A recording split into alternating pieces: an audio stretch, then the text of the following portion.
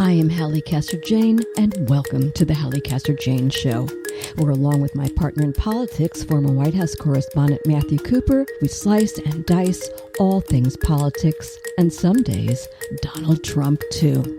This week on the Halli Casser-Jayne Show, when not even a pandemic that has killed almost 50,000 Americans can heal the partisan divide, America is in big trouble. And that's where we begin this week. Then it is on to a truly eye-opening conversation, an exploration of the mind and heart of Trump creator Steve Bannon, with the author of the new book, War for Eternity, inside Steve Bannon's far-right circle of global power brokers, Benjamin R. Teitelbaum. The podcast is posted at HalliCasserJayne.com and is available on all your favorite apps. Let's get started. We begin with Matthew Cooper and our weekly look at the political scene. Here we go. So, Matthew, here we are. Halli. We're right back. Yeah. Good times. Good times. I mean, gosh. I mean, you know what? I said to somebody that every day is the same, and it makes you crazy because there are no benchmarks. It's like so odd.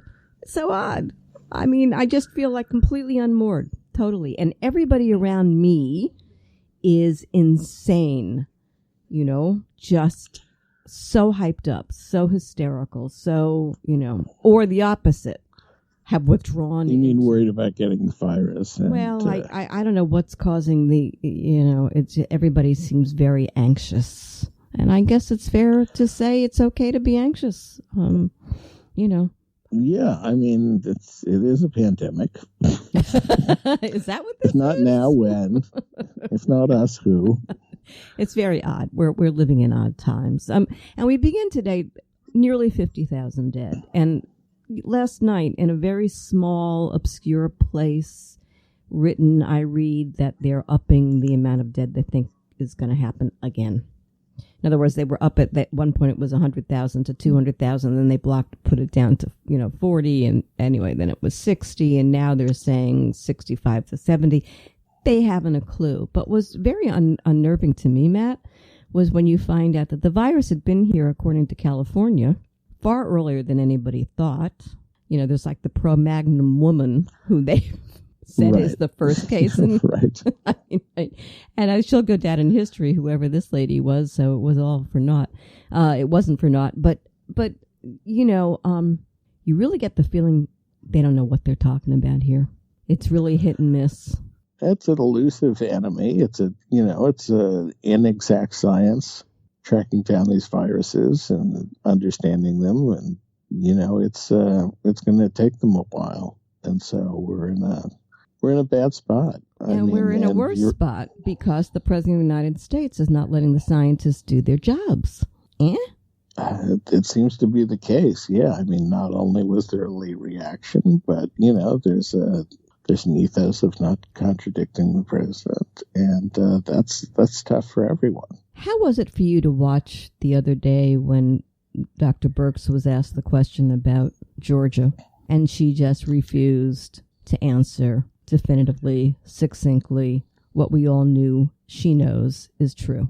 Well, I think this is like when, early in the administration when Trump went around the cabinet room and, they all praised him, and then Secretary of Defense Jim Mattis, tried to find a more artful answer and wound up praising the Constitution instead. I mean, I think the people who stay and work for him who aren't total sycophants, try to find ways not to piss him off so that they can stay. And this, I don't know the deep behind the scenes details, but this felt like an example of that. It did, but we're talking lives now. Right. And we're talking, the American people need to have some sense of, trust in the people who are leading this fight against this, virus. And if you can't trust that the doctor is more concerned about what Trump thinks than about what the people need to, to be doing and the governors need to be doing, then I say to myself, oi, and that's not to be cute. That's to say. No, I understand. Yeah, that's very unnerving. I mean, this is the world we're in. I mean, at least Trump sort of condemned what the governor of Georgia is doing in terms of, lifting all these restrictions. Who did you say? Not Governor Birch. You mean Kemp? You talking about Georgia? Yeah. Oh, I thought you said Birch. But anyway, yeah. No, Kemp. So he came back yesterday. Governor. Yeah. That's worth a conversation, Trump said that they were. Yeah. Yeah, I think. I think what happens is, a lot of these people in the administration try to anticipate what Trump thinks, and that's what happened with the Secretary of the Navy when he fired the Captain Crozier, who headed the aircraft carrier. They try to anticipate what the boss will want, and they overshoot. It's Captain Crozier should be a verb. He Captain Croziered it. Well, okay. But look, you're obviously you're right. It's not as science driven as it should be. This is, the consequence of Trump. And of course, you got these conservative groups and these gun folks ginning up these rallies around the country, playing on people's, sometimes legitimate concerns about being locked up for a long time. Look, it's not what a normal administration would do. At the worst time in the world, we have this Geronimo in power. I just, you bring up these protests, and the money behind the protests are these, heavily right wing. I think even the Secretary of Education's got money into this deal, right? To gin these people up. Two things, one is what's wrong with these people who are out there that they're so easily manipulated and don't even understand that they're being used, that they're on top of each other, spreading the virus. They're all going to spread it to each other. They're all going to spread it to us. And they're just tools of the crazy right wing. And one of the things on my list that I wanted to talk to you about is that when you get a governor like Kemp saying, yeah, go back to your tattoo parlor and your nail salon and your massage place and your bowling alley. Yeah. He's not going to the nail salon, the massage parlor, the whatever, maybe the massage parlor. He's not a tattoo guy. My point being that they're telling the workers, you go back, but we who are, the hierarchy, we aren't going to expose ourselves. And these people don't get how they're being used. That's the part I don't understand. How dumb. Guinea pigs.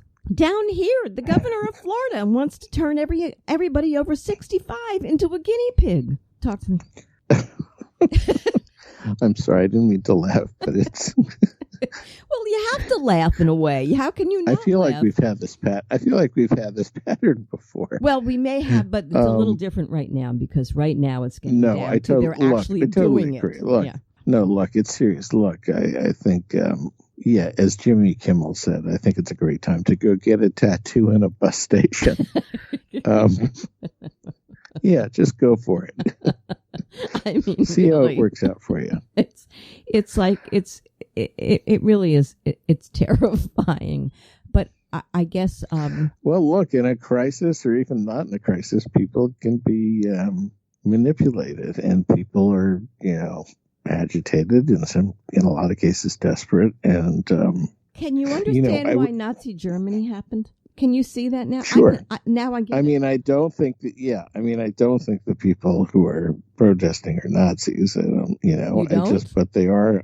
No, I don't. But I do think they're being manipulated, and they're carrying Nazi signs. Some of them. What do you mean? They're the alt-right. Yeah, there were some. Well, there were a couple of Confederate flags and a little Nazi reference stuff like Heil Whitmer in Michigan signs, a couple of things like that. But in general, the place is bestrewn with American flags. I mean, I don't think the people protesting are Nazis. I don't. I think they are wrong. I think they're wrong, and I think there's a lot of manipulation going on. But in any event, look, this is not what you or I would want, but it's what you or I got.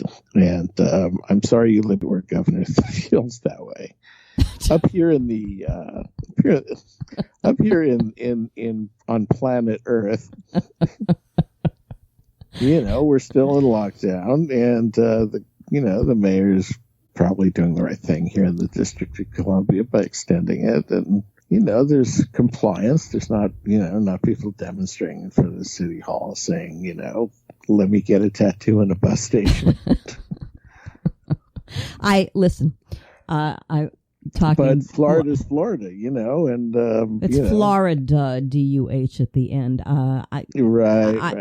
I never in a million years thought it could get as dumb as. Yeah, well, Florida man is a trope for a reason, I mean, seriously, I was just reading something this morning about that behind Governor Ron DeSantis ass is what I call him, because he truly is. Right. He wants to run for the presidency, and I'm like, yeah. What? Of what? I said. Of what? Well, I'm. You're going to get mad at me for this. No, I know it. But I'm beginning to think that there's the South will rise again, and there's a certain a confederacy thing going on in the South, because it's the whole South that's going wacko right now. It's all these southern states that are putting themselves together, and we're gonna, defy it all. And once these Republican governors, I mean, Louisiana, they're not. Okay, well, they're not in the coalition either. I mean, they Kentucky and Florida and Georgia. No, I just mean it's not. No, I just mean it's not the South per se, as it is these Republican governors who are choosing to, ignore science, and a lot of that's in the Midwest too. Jefferson Davis lives. Well, I do think there is a sectionalism that's worth thinking about. Absolutely. It's two ums together, all together now.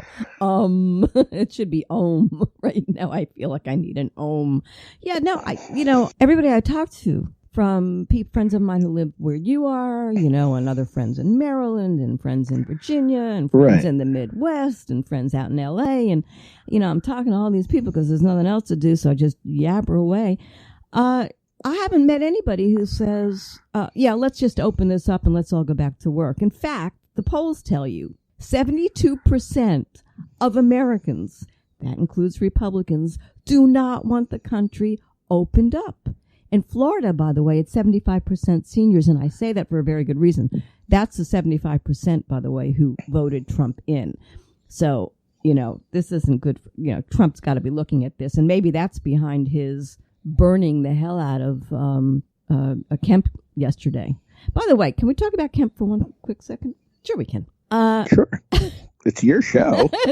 This portion is ours. Hear me. The guy is, who knows what's behind the crazy, because every one of his mayors told him, do not do this. He went along, your favorite word, lickspittle, kissing Trump's what, and everybody who does that ultimately gets burned. So Trump yesterday, and emphatically, because I guarantee he could not get Dr. Birx or Fauci on that stage with him last night at the presser unless he said that. I guarantee you that's what because she got nailed to the cross the day before when she was so busy trying to protect Trump, and then she saw what was going on Twitter. People were just burning her to death, and she said, next time I go on, you need to clarify this and say this is not okay, Governor Kemp. A long way around to he holds his ground and he says, I'm going to continue to do this. What? What? Yeah. Okay, so that takes us someplace new. That takes us back to an old conversation, but with a new twist on it, and that is this crazy, quote unquote, Republican Party. The guy in Texas saying, there are more important things than life. Right. Yeah, right. Does this worry you? Well, I'm not going to argue. I'm not going to argue with you. I mean, there's a lot of nutty behavior here. I mean, I'm not going to defend what these guys are doing. I bring it up because somebody said to me the other day, I think we're at the end of America. And I had to think about it. Yeah, you've said that before. But I got into this very, intense conversation with a somebody we all know. Who said to me, what you're seeing is the middle of the end, because the beginning of the end was when they elected Trump. Now we're in the middle. It's coming. Right. It's coming faster than we thought. Second half of the show was a delightful, terrific reporter, professor type who just wrote a book that got like a AAA rating on Steve Bannon. And I learned more about Steve Bannon in a week than I ever thought that I could ever learn. And what we see happening in the Republican Party is exactly what Bannon was hoping to happen in the world. The book is called War for Eternity. It's by Ben Teitelbaum, and stick around, folks, because you're not going to believe this conversation that we have. He spent hours and weeks and a couple of years of his life talking with Bannon. Bannon's all about chaos, redoing the world order, changing America. And here it is. Here it is. You think we can recover from Trump? You think this country will ever be the same? Well, it's never the same, but yeah, I think it'll be different. Look, I mean, I think Trump is doing lasting damage in a lot of ways. That's as much as you're going to say. Well, I don't know. I feel like we've had this conversation before. I mean, look, it's a bad situation. It's bad that we have this pandemic. It's bad the way most of the Republican Party seems to be acting. It's not universal. The governor of Ohio and the governor of Maryland, governor of Massachusetts are all Republicans, and they seem to be reacting in the zone of normal behavior. It's slim comfort at this time when other governors, want to reopen the nail salons, but it's look, it's where we are, and do I think things would change a fair amount if Biden got elected? Yeah, I do. But look, the Republican Party's in a bad place, I think, because it's embraced Trump instead of expelling the virus. Here's why I don't think it's going to change, even if Biden is elected, because you have those crazy Republican people, Trump voters, and I don't see. Sure. Do you see them? I mean, it's going to take a generation to get rid of these people, if you can. Well, you're not getting rid of people. You're trying to, we're all. Well, you know what I'm saying. No, we're not. No, we're not. Yeah. No, we're not. We are not all in this together. Well, I mean, we all live in within the same borders, is what I mean. Okay, and, that you can say, but you can't say we're all in this together, because I totally disagree with that. But go ahead. I'm not saying we're all in this together in the sense that we agree. I'm saying we're all in this together in the sense that we all live in the same country. What happened after the Civil War? I guess it's comparative to that, right? How long did it take for things to get back on track? Yeah. Well, I'm not sure they did for 100 years in a lot of ways. I don't think they have. Period. That's why the conversation about the South. Well, I think we did. I think we disagree about the permanence of all this. I mean, yes, a Biden would face vehement opposition from sort of the Vichy Republicans like McConnell and others, and that would go on. And I'm not saying Biden would, everything would be, cheery, but you think he can write some of it? I do think would be. Yeah, I think he can write some of it. But look, I mean, maybe you're right to have the maximalist position that, we're on our way to Nuremberg. I don't quite feel that way, but ask me when I'm living behind razor wire in a boxcar. Stop it. Now who's exaggerating? No, I'm worried. I'm very worried, because I just see this going from bad to worse, and it's so crazy looking to me. I don't remember things being so crazy looking. Friends of mine who used to be normal, who I've known for 40 years, for God's sakes, right? Nuts. Yeah. And no matter what they see, and no matter how their own lives are being affected by this, physically, medically, they don't care. He's doing the right thing. You brought up McConnell. I wanted to talk to you. Now his new line is, let the states declare bankruptcy. And my question to you, Mr. McConnell, is this. How many Republican governors are going to go along with you on that? What is that, Matt? Yeah, it's interesting to see where after this kind of orgy of spending, appropriately an orgy of spending to deal with the virus, people are going to start to say no more. This is it. We're done. And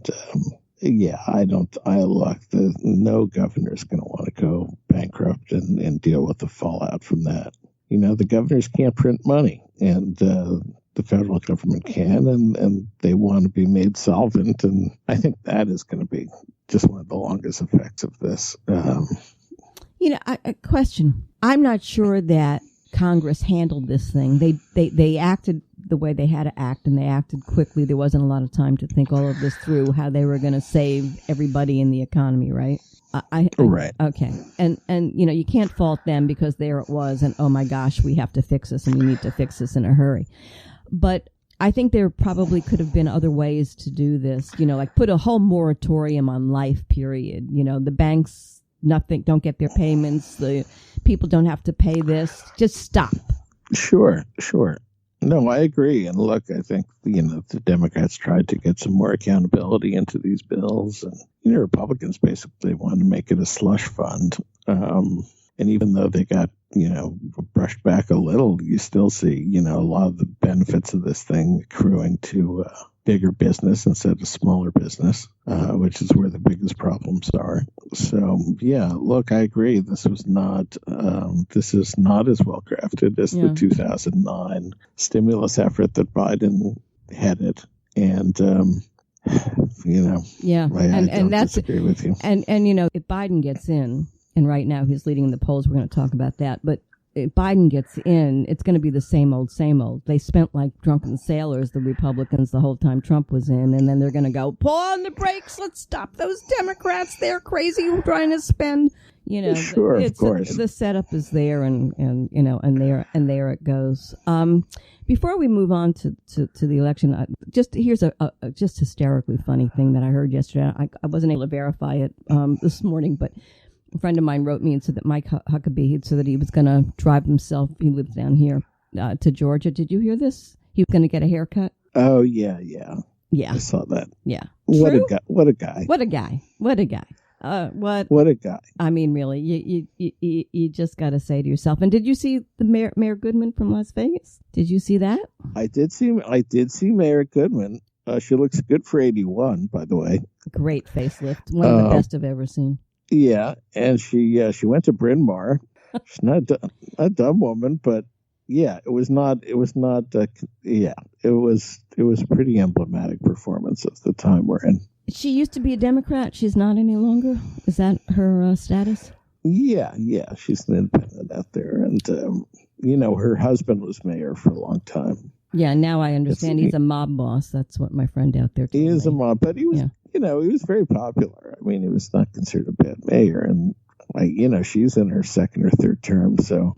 She sounded like an absolute moron last night. I never saw anything so stupid in my whole entire life. You won't get any argument from me. Yeah, and there you go. The same old thing, by the way, when what's his name, asked her, are you going to go and sit in the casinos? And, just like everybody else at the hierarchy, who, me? Yeah. No, I got to go home and cook for my family. Yeah. Yeah, right. I'm yes. Oi. Literally, oi. Okay. I know. I want to also talk about this hydroxychloroquine treatment thing that happened, which now proves not only not to be the great savior that Trump was touting it to be, but also actually may have killed some people because it works against them, not for them. This Dr. Bright came out, now he's filed a whistleblower complaint because he was taken out for mentioning the fact that we need to look into this seriously. I bring it up only because I think a big mistake was they should have held Trump to the fire on this one, feet to the fire on this one. Some intrepid journalist should have nailed him to the wall and said, this is what you said, people died, now what are you going to say? And this gets me back to just reporting and how people are handling him. And I just say they still haven't figured him out, Matt. They still have not figured out how to deal with him. You have any thoughts on that? There's a little better at those pressers. Yeah. There's a little better. Couple of them. Look, we've talked about this for a while now. I've said, and wrote pretty, a while ago, that it's crazy to take these press conferences live. Mm-hmm. I mean, that's journalism isn't open mic night. If people want, if people want to see it live, they can watch C-SPAN or YouTube or any number of ways. But I think for the cable outlets to take it live is pretty reckless. It's not, with all these half truths coming out. You should certainly report on it and assess what happened. But I think the idea of just turning on the cameras to them, I mean, New York Times would never just, say to a president, okay, well, just write the front page story, just right. Go, say what you want. We'll print it. It's scary that but CNN of all of them, believe it or not, is cutting away every time. They only have it when Fauci, who is rarely there anymore, I call it Trump's newest twirl girl, Dr. Birx, shows up. Listen, Obama surfaced yesterday. Did you see that? No. Yeah, people didn't see it. He posted on Twitter, while we continue to wait for a coherent national plan to navigate this pandemic, states like Massachusetts are beginning to adopt their own public health plans to combat this virus before it's too late. And nobody picked up on it. I thought that was his opening salvo. Sure. And he's praising a Republican governor there. So it's very interesting to me that nobody picked up on it. Let's go to the election real quick. Biden ahead nationally by 6, Michigan, Pennsylvania by 8, and can't get any traction himself, which may be a good thing. I'm beginning to think, don't let this just play out for a while. The less that Biden says, the higher his poll number, and let Trump do a number on himself. What do you think? Right. Yeah, well, this is the standard thing. I mean, if you're the challenger, you want to make it a referendum on the incumbent. And if you're the incumbent, you want to make it about your challenger. And, that's what the struggle will be like over the next 6.5 months. I think Biden's in a pretty good position to win. But, there's a lot of time between now and then. There's going to be, fighting over the vote in every state. And, we'll see. But look, Trump could have rallied the country and could be a very popular president right now. He's incapable of that. Yeah, we learned that. Yeah. So, it's hard to see the country being in a really happy mood come November. So, there's a lot going Biden's way now. But, Halli, if I knew. I know, if I knew where I this know. was going. We all say that. I think Biden's playing it right for now. I don't think, Trump's hanging himself at the moment. The focus is not on Hunter Biden or whether Joe is senile or anything. I mean, it's all on Trump. It's all on Trump, and Trump wants to go out and humiliate himself every day. It's not helping him. No, his poll numbers are down, and what's interesting on there is that his staff is telling him every time you go out there on that stage at 5:30-ish, you're screwing yourself, and he can't help himself. He's got to go. So, let him keep going. As my friend said to me the other day, and this is gallows humor, pray for the flu by October, Right. Yeah. I'm never going to pray for the flu. No, but you know what I'm mean. saying. Yeah, I said it's gallows I know humor. I know. Yeah. I know what you mean. Look, I mean, it's certainly, can Biden pick up Pennsylvania and Michigan? It certainly feels that way. Yeah. I also want to bring up... We'll see, but I think your state is still going to go with him. I don't. I'm not so sure. You think they're done with him? Look at DeSantis is, persona non gratis. I mean, I don't know anybody who's standing with him on this. And the more let's see what he does in the next 48 hours. I'm very curious because our thing is up on April 30th and he has to make some, he said he was going to start to open and he's like been playing with beaches here, there, and whatever. By the way, the numbers here are going up, the number of deaths, not down, not even, it's plateauing in terms of who goes into hospital, but there are no tests here either. I think Florida is very much up for grabs right now just because of the way this is all, DeSantis is handling it. And what he did with Kemp, I have a feeling he's quietly going to do with DeSantis, and DeSantis is going to back off because Trump can't win without the seniors. because those seniors. Well, weren't you saying a week or two ago he was putting DeSantis up to this? Yeah, he was, but he was also putting Kemp up to it. Right, gotcha. Well, that would certainly be befitting him to change his mind. Well, he did yesterday.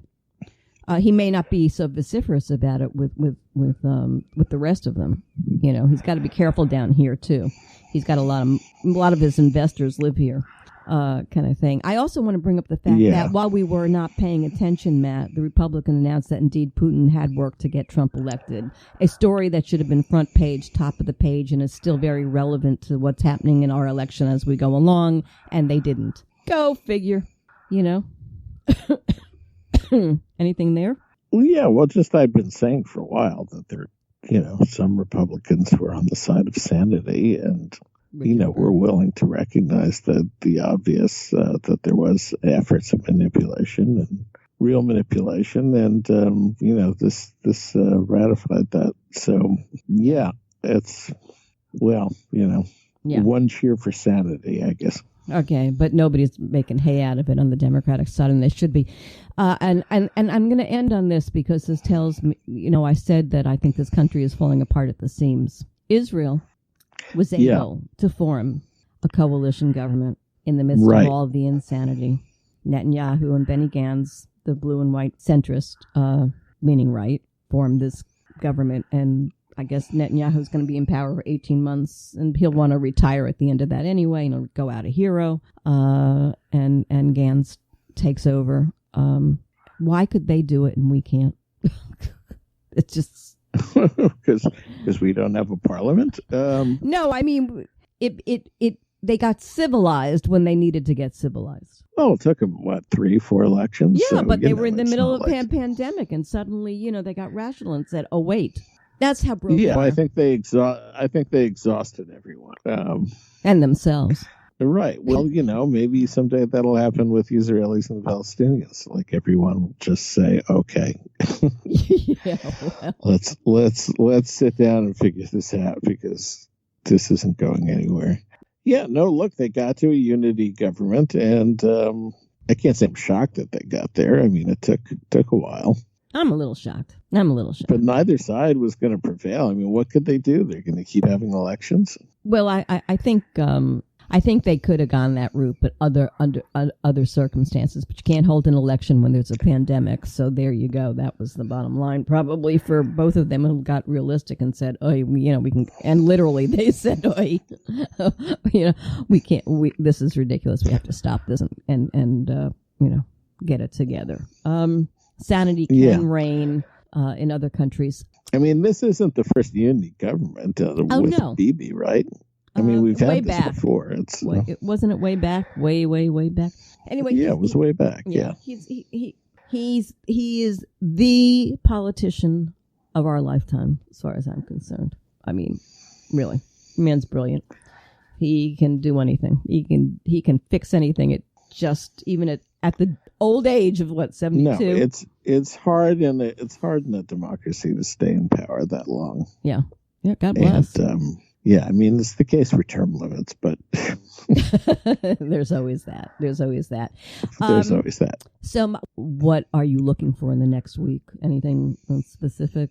Well, I guess I guess the rise in the number of cases and that are going to happen and outside the East Coast and the West Coast, that's going to happen in the interior of the country, and what the political fallout of that is. I mean, Nebraska's due to reopen a mall.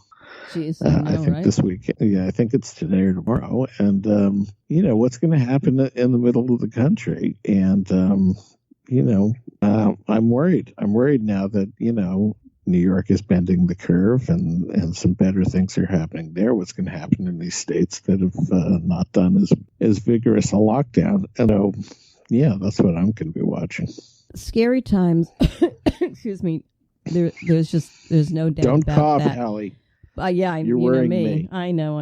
The ongoing cough. But I want to say one other thing, and that is, I feel like wearing a mask on the phone. Oh, shut up. It's like, it's sad, isn't it? Something happened during the press conference last night that I want to tag to what you just said. They spent the entire press conference talking about when the virus comes back. It never left, folks. That is Trump speak. You need to understand how he operates. He wants you to think the worst is over. Matt just clarified that. It's better in some places, but the worst is coming in others. We have no borders. Viruses don't have borders. We are not past this. We are in it. No, of course we're in. Look, you're right about Trump. I'm not an epidemiologist, but they say it does come in waves. So I think in the sense that things can get better. They aren't going away. It doesn't mean it went away. No, it doesn't go away. Think of all the people in hospital. Right. Right. No, it historically comes in waves. So look, it's not. It's a long time before this is you can say resolved. It's over. Right. Yeah, I think so. That was Hallie's public service, and that was my PSA, my public service. No, I appreciate it, and thank you for keeping at least 6 feet apart this morning, or 1,000 miles, whichever you prefer. And thank you, Internet, for holding up. It's been dicey the last few days. I've been doing nothing but interviews and having to hang up. I can imagine. All right. Well, you be safe. You be safe. Okay. Bye. Okay. Bye-bye. You were listening to the Halli Casser-Jayne Show. The Halli Casser-Jayne Show posts new podcasts weekly at hallicasserjayne.com and is available wherever you listen to your podcasts. Be sure to find us on Spotify, YouTube, Apple Podcasts, Google Podcasts, Stitcher, and on all your favorite apps. You can find the Halli Casser-Jayne Show on your Alexa device, too. Just say, the Halli Casser-Jayne Show. Oh, and come play with me on Twitter at the Halli CJ Show. Today I want to introduce you to a new book, War for Eternity, Inside Steve Bannon's Far-Right Circle of Global Power Brokers, and the book's author, Benjamin R. Teitelbaum. Kirkus called the book breathless and provocative, with thick coats of conspiracy theory of the doctrines that drive Steve Bannon. If you're looking for the answer to some of Trump's most crazy, War for Eternity is the book for you. It is a must-read. Teitelbaum has dug deep into the foundations and guiding documents of the ideology that guides Bannon, the author and champion of such things as Donald Trump's border wall, the Muslim ban, and his anti-immigrant nationalism. I'll let Mr. Teitelbaum take it from there. Let's talk with Benjamin R. Teitelbaum. Nice to have you here. What a book! Oh, my goodness. Thank you. Really. I'm going to call you Ben. We talked about it off air. I have to begin not with the obvious, which is what is a traditionalist, and we're certainly going to discuss that. But, I really want to focus on, what does this guy Steve Bannon want? What is he trying to accomplish? He's out there. He's this weird figure for a lot of people. What's the story? I wish there were a simple answer to that, Halli. And I think the inability to forge a simple, consistent answer that's going to weather well is part of what has sustained so much interest in this figure. Because you see, when you look at Steve Bannon, you see sloppiness, you see BS, you see failure, and you also see profound seriousness, effectiveness, direction, impact. It's all rolled together. And his political profile, too, and in certain ways it breaks the dogmas of what one would expect from the political right in the United States. And there are other ways in which he seems like he is very much lock in step with what people expect from the Republican Party. It's difficult, and I think that the work that I've been doing goes some way, though I don't want to claim that it provides perfect clarity. But it goes some way to describing an underlying goal that is fairly consistent and can gain some intelligibility in his actions and in his words. He's a strange figure, to be sure. But before we get into the weeds, I think how you got into this and who you are is almost as fascinating as War for Eternity. Tell us your credentials and how you got into this exploration that you wound up getting yourself so deeply involved in it. It's a movie. Well, I'm a music scholar, actually. I'm something called an ethnomusicologist, which is the type of degree I usually say parents warn their children not to pursue when they go off to college. Study of music and culture, and I'm a specialist in Swedish folk music from the beginning. But gradually, throughout my years of research, throughout graduate school, I started to realize that the music I was studying had become the object of admiration for right-wing nationalists, the radical right in Europe in particular. Part of this effort to forge national consciousness that a lot of them were pushing toward, it trafficked in music too. So all of a sudden, in the past, I had just been studying, genres of folk dance and instrumentation and things like that. All of a sudden, politics was in my life, and I really liked it. And I also felt like the interest in music coming from the radical right revealed some real changes and showed that they were moving and attempting to transform themselves in ways we didn't expect. And as they say, one thing led to another, and I have just spent year after year after year following the scene, and music initially gave me, I think, a window in an interest in the nuances of ideology in the right, and I've continued to follow that whether or not music is involved, and that's really where this book comes from, was an interest in ideology and nuance, really. So 2 things here. A, I got my start in music too. That's interesting, and it led to politics. Cool. Before we get into it in more depth, this title of yours, War for Eternity, it's a hell of a title. Is that what we're talking about here with Bannon and this group of traditionalists, which we'll go into deeper in my next question? Yes, but it's not quite what it appears to be. The book is not about how these figures want to wage military war forever. My hope is that readers of this book will learn, probably midway through, maybe a little further in, that it's actually that these figures see themselves as fighting on behalf of eternity against progress. They in many cases see that the most virtuous truths of the universe, most virtuous social forms, are those that have always been there, and that progress is a lie. So it is the title is chosen carefully to give us an introduction into some of the core features of this way of thinking, and what I think actually are its most radical and extreme pieces as well. It's really about time. That's what this whole ideology in my book is about, is conceptions of time. All right, that takes us to traditionalism with a capital T. The philosophy that Bannon and his cohorts subscribe to. Good luck explaining this one. I kept reading your beginning over and over and over again, trying to grasp it. I'm going to let you have another a stab at getting me to quite understand it. And then I'm going to tell you why I find the whole thing interesting in that orb, so to speak. Talk to me about traditionalism. Sure, and don't feel bad. Also, if and I won't feel bad for not having explained it perfectly either. It is not meant to be fully explained.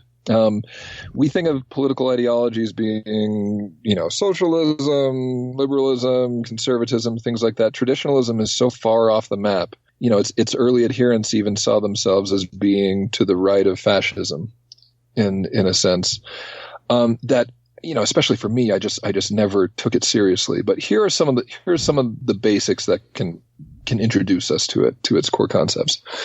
One is that it rejects the notion, as we were just discussing, of linear time.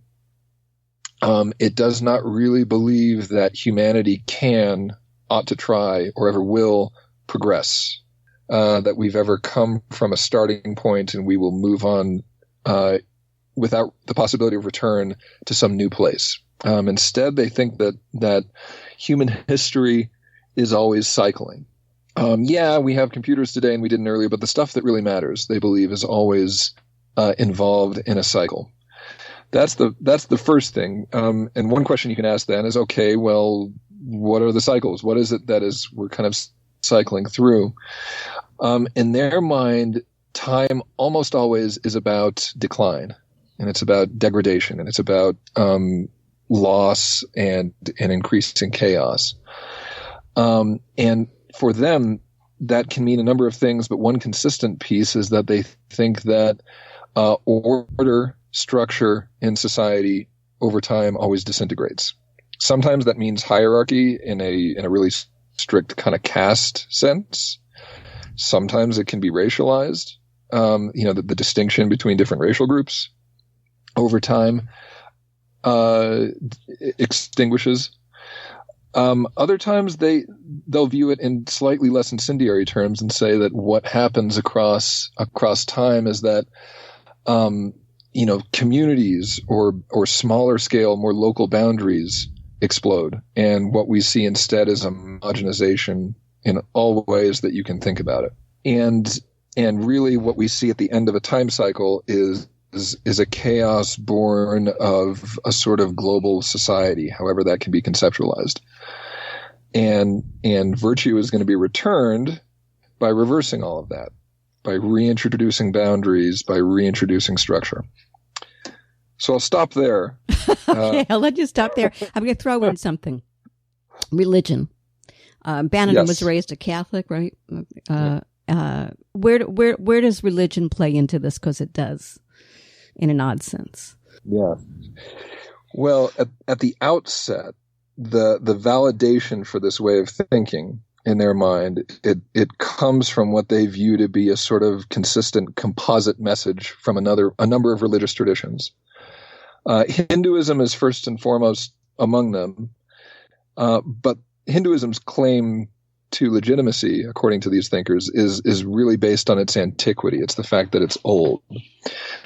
They believe that there was once a single true religion, centuries and centuries, millennia in the past, and that it has been lost to us, but it survives in fragments. And basically, the older the religion, the more intelligible are its links with other religious faiths. That sort of signals that it has preserved something. So Hinduism is big there. The pre-monotheistic Indo-European paganism faiths can, for some traditionalists, also be legitimate. But Sufism, the mystical brand of Islam, has also been embraced by traditionalists for some of the same reasons that Catholicism also can.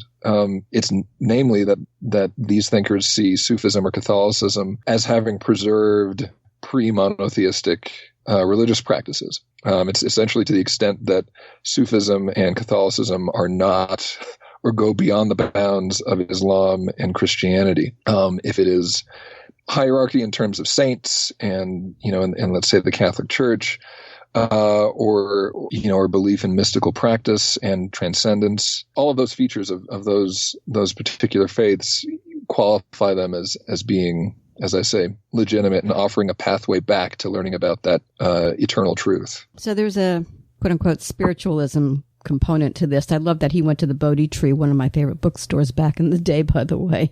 I didn't wind up being a traditionalist after all my reading. I'm trying to figure out why. It takes me to this Bannon person, this personality, he's a brand, just like Trump is a brand. He's been very effective at his branding himself, if you will. And I personally find him and sort of full of crap, with a personal agenda that a lot of people have bought into. Now, you spent a lot of time with this guy. What was your take? This is the sort of question that I'm getting a lot after the book, and it's a question that I can't answer. Why not? I'm afraid because I see exactly what you're talking about, and I've experienced it and I've heard it. The BS machine. I've heard him go on TV and say things that I just know he knows are not true. Can I interject something here for 1 second and help you? Like Trump. Yeah. Okay, I'm sorry. Needed to say that. Go. What about, I think there's been a lot of commentary. He was saying for a long time that Hillary Clinton is going to jump into the Democratic primary, this year, mainly to galvanize anti-Hillary sentiment in support of Trump. And so I'm struck by all that. And I've also, even in my conversations with him, when we're talking about traditionalism, occasionally he'll go off on a topic that it just seems this is shallow and he doesn't know what he's talking about. The tricky thing is I can come back another day, or it can be another moment in the interview, and then there's a moment of clarity. And then I realize that he's deeply, deeply read all of a sudden. And he can go in depth with me on an incredibly thick, dense book. Or there will be intelligibility to his vision of Trump that underlies some of that surface level commentary. So when I say that I can't answer that question, it's because I see it's not that we have two poles and he exists in the middle of them. I see both of the extremes in him. So I see sincerity, directionality, and aimlessness and phoniness. So let me throw this out at you. I said I started out in music. I did a book on the Doors. I did a documentary on them, a rockumentary on the Doors. Worked with all the Doors. Morrison was very similar to this, and he got involved with the Living Theater. Go back and look at this, folks, because you'll see a lot of the same stuff. He knew how to manipulate. Look at the most insane people in the world are sometimes the smartest, Ben. And they know how to play it, and they know how to brand it, and they know how to manipulate it. And when I'm reading your book, I'm going right back to that, and I'm going, boy, this looks familiar. To one side of the world, this guy's a genius. To the other guy, he's an alcoholic and a drug addict, who's taken too much LSD and, tripping out and blah. I wonder how much stuff fed into Steve Bannon at one point that the brain is the way that it is. Do you know what I'm saying? I mean, yeah. Yeah. There's this, it's yours. Have at it. Well, I mean, a big part of what you're saying here is, that intelligence is no guarantee for virtue. Right. Right. Right. Or intelligence. But they're also, let me throw that. Let me play that on your head and screw you up a little bit, like your book was screwing me with my head. Intelligence isn't always intelligence. You know what I'm saying? Yeah. Yeah. I work in the university world, so I can tell you. Sometimes people are not the smartest. In depending on how you cut the pie. Yes, but there's even more to this, and I think you were getting to it. If you talk about the Doors and Jim Morrison, there still is, and I come away looking at Bannon and just being a little confused at the same thing. A lot of authors don't want to admit to having spent 2 years studying something and being mystified and kind of baffled by it after the fact. But I still don't quite understand, in Steve's biography, from a very early age, this is a highly eccentric person. I mean, officially he is a Catholic, right? And he would take issue if I impugned that claim to his faith and his identity, undoubtedly. But he was so eccentric, from even in college, he was a sort of hippie type, but even when he goes into the Navy, even when he starts to associate with the political right, culturally and politically, he still privately is a frequenter of New Age metaphysical bookstores around the world, and he's congregating. It's not a private interest. He starts eventually reaching out to and cultivating relationships with people in those scenes, and all of this is about, I think, a will to kind of be a searcher in a sense. That he was very much not satisfied with the cultural and spiritual life around him, and wanting to find new things. That can go in so many different directions, but political radicalism is one of them, of course. And in his case, it did. That is where he ends up. Well, he's not a happy guy. He's a seeker. I always think that people who continue to seek in the manner in which they do that, they're looking for some answer somewhere, or feel something hasn't filled the well. What are your thoughts on that? Yes, that's a yes. Well, absolutely. The tricky thing is how does someone who also is officially a devout Catholic and believes that, let's say, the Word of God and the revelations of the history of the cosmos have been revealed and are contained in the Bible, how do you square being such a seeker, and in his case also a sort of religious pluralist, while also being a sort of Catholic zealot? That's where things get complicated with him, and where you see contradictions emerging, where you don't expect to see a seeker of this kind. I could say to you, is he likable? Or, Ben, is he likable enough? But I'm going to say to you, Is there evil in there? Did you sense any evil? No, but I have to say that may have more to do with me than him. I think in my private personal life, I don't like to say that about someone. As a scholar, I certainly don't, because sometimes when we call someone evil, that's kind of the conclusion of inquiry, right? And I really want people to be curious and hungry to learn more, and to try and find some way to break down what they assumed before, because I think we need to learn a lot. The one thing that stands out to me, if I could bend your question a little bit, at the very least, I have never met someone with as much energy ever in my life. Is he on speed? And I know I said, is he on speed? Yeah. He says he's never done drugs, and he used to be an alcoholic. He doesn't drink.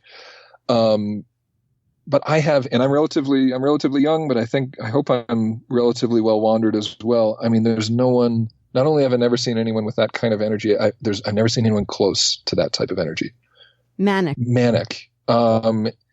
And there are some predictable responses. He can be sloppy and he starts a gazillion projects and most of them fail. But that, as someone who is not naturally inclined to his type of politics, I try to hide that in the book, but it's probably there. That's a bracing experience to see someone who's pursuing a worldview with so much energy. And who there's this constant narrative about it. Oh, is he a phony? Is he the puppet master? Is he this or that? The energy almost supersedes all of it. It's very hard to put into words, but it is striking. Let me throw this at you. You're describing a whirling dervish in a way, and that sucks people in. I've met a number of those along my storied career, if you will. They're a dangerous lot because they are so powerful. I mean, an eddy, can just, it's a vortex. You're in. Trump has that effect on people.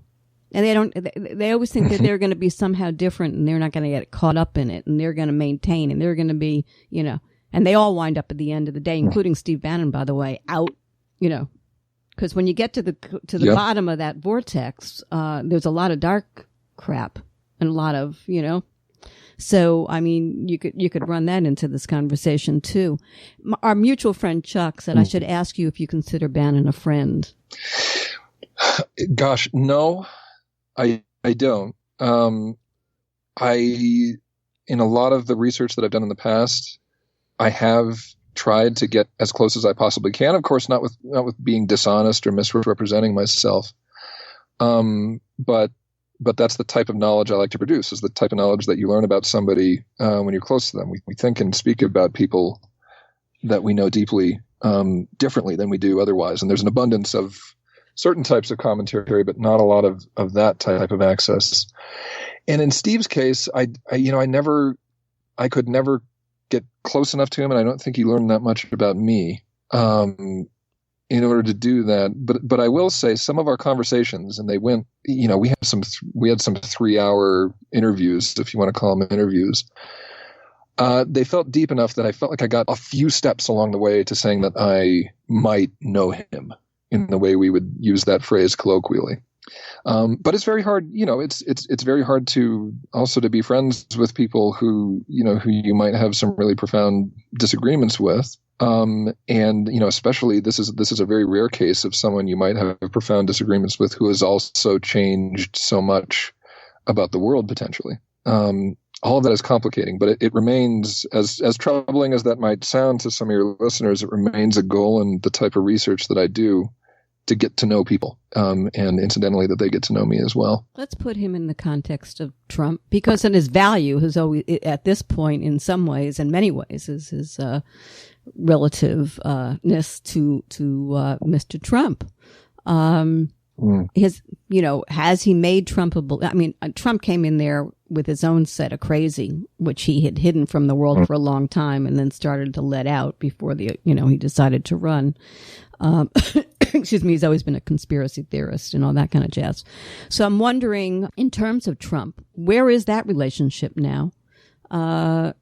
Mm. And how much influence do you think he's had on this presidency? Let's just go there for a second.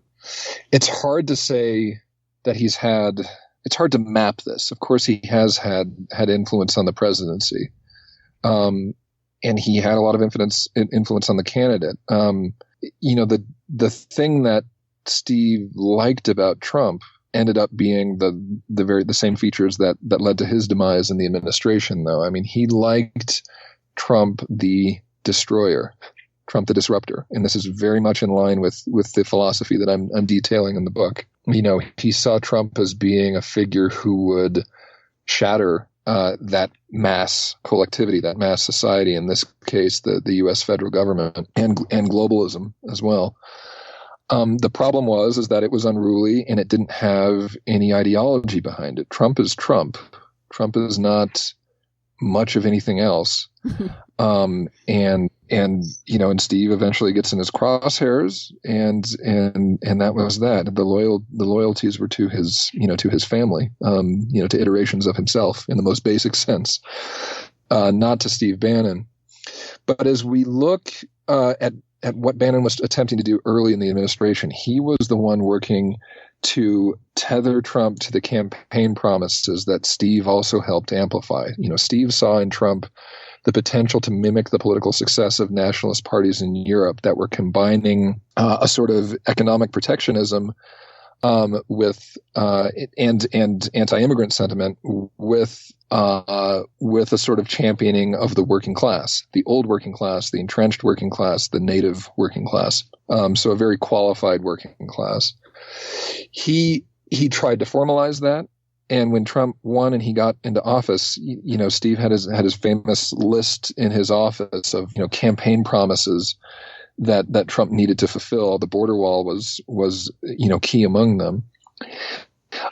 And we have to see that some of those promises are still there with Trump, even though notably, let's say with the tax cut or with health care, Trump didn't materialize as this unorthodox Republican in ways that, some of the populists or maybe even some of the left might have hoped or welcomed, at least. I don't know if they would have hoped for Trump in any sense, but those things haven't happened. Trump has been a much more conventional Mitch McConnell sort of Republican in that way. But the pressure, at least on immigration, as we've seen recently, has stayed there throughout. That piece of the puzzle has been consistent. Can we say that it would have been otherwise had Steve never been in the picture? I don't know. A lot of things come to mind here, and of course I'm watching the clock. White nationalists? No. Not because can we call Steve Bannon a white nationalist? Well, yeah. I will say no, and not because the truth is less radical or extreme, though. I think calling him a white nationalist is inaccurate, potentially, depending on how you want to look at things. It might actually be underselling the radicalism of the ideology, believe it or not. Interesting. What's his purpose now? Well, right now, officially what he's kind of has on the surface is that he's fighting against the Communist Party of China. That's his official job. He's being paid well for it, I would add.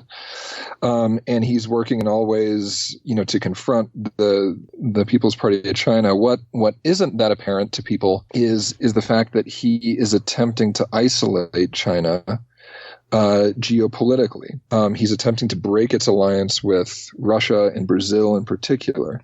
And this actually has to do with the philosophy. It's one thing that I detail in my book. He has been attempting to lobby Russia and in particular a traditionalist counterpart that he admires and has met in secrecy with from Russia named Alexander Dugin, saying that Russia needs to align itself not with China but with the West, with Europe and the United States. And that might sound kind of dry and banal, but think of it this way. The case that Bannon is making to these people is that they need to align with the United States not on the basis of secular political values, which is the way most geopolitics officially has worked, Saudi Arabia notwithstanding, to say that the West is really willing to partner with democratic governments, with governments that have liberal democracy in some form, that adhere to international norms and human rights, all of that stuff. His case to Russia is you need to join the United States because we both belong to the Judeo-Christian West. It is a pre-modern cultural, religious,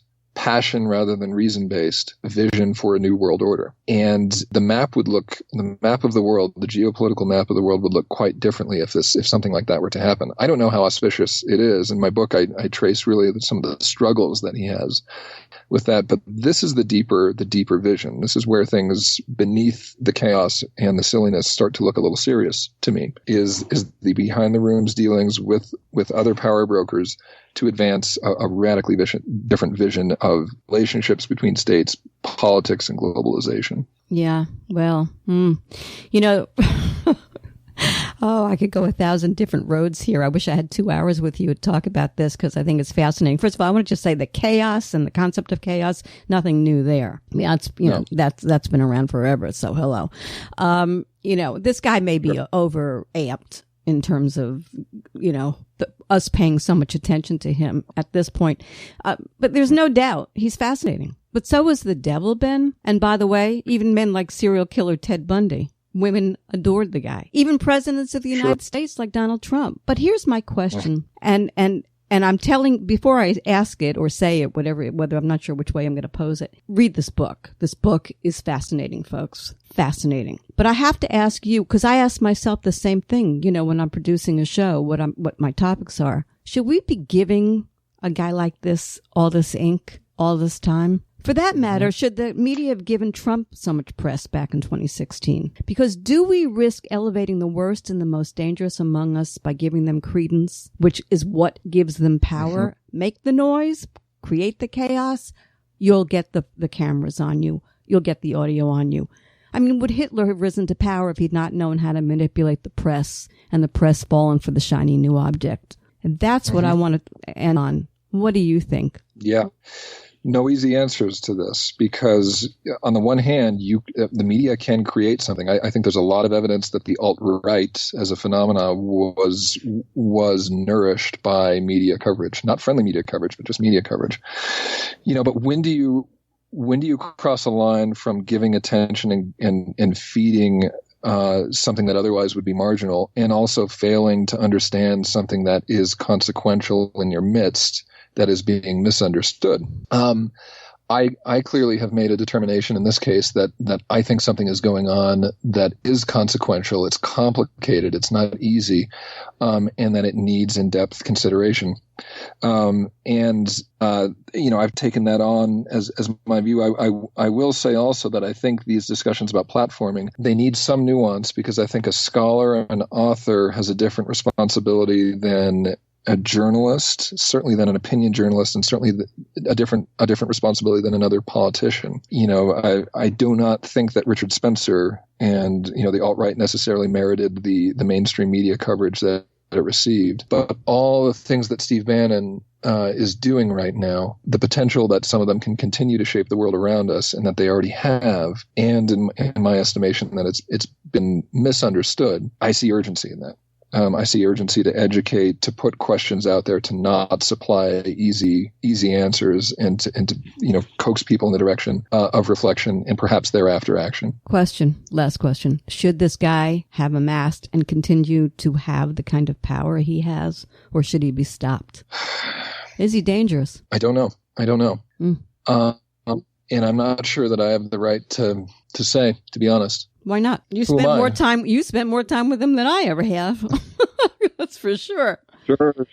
And there's value in that. And I think your opinion, I think, is something that people would want to know. Nobody has the right to a media platform. It's one of the kind of crooked misunderstandings in debates about free speech surrounding the extremes these days. No one has the right to speak on a university campus. No one has the right to have articles published and have people listen to them on TV. But I am leery of the instinct, at least right now, to say that, well, if these people are bottled up, that it will all go away. My impression is that the future and the future way out of this current political moment that we're living in right now, is one where there will have to be some sort of novel response to right-wing populism and nationalist populism. It's not that we're going back. That came up in the Democratic debates in the primaries this year, but I don't think very sincerely. I don't think people really are up to it. There's going to need to be some new type of political innovation that responds to some of the vulnerabilities that far-right nationalism has tapped into. And in order for that to happen, I think we need more confrontation. I think we need more rough and uncomfortable conversations, not fewer, excuse me. I'm going to leave it there and let people hang on that. A fantastic interview. Thank you, Halli. Thanks, Ben. I've been speaking with Benjamin R. Teitelbaum. His book is War for Eternity, Inside Steve Bannon's Far-Right Circle of Global Power Brokers. For more information on this must-read book, visit Mr. Teitelbaum at his website, benjaminteitelbaum.com. Thank you for tuning in to the Halli Casser-Jayne Show, a production of Resec LLC.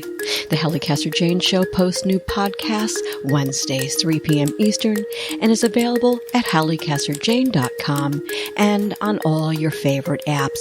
Be sure to visit us on Apple Podcasts, Spotify, Google Podcasts, and follow me on Twitter at The Halli CJ Show. Until next time, this is Halli Casser-Jayne.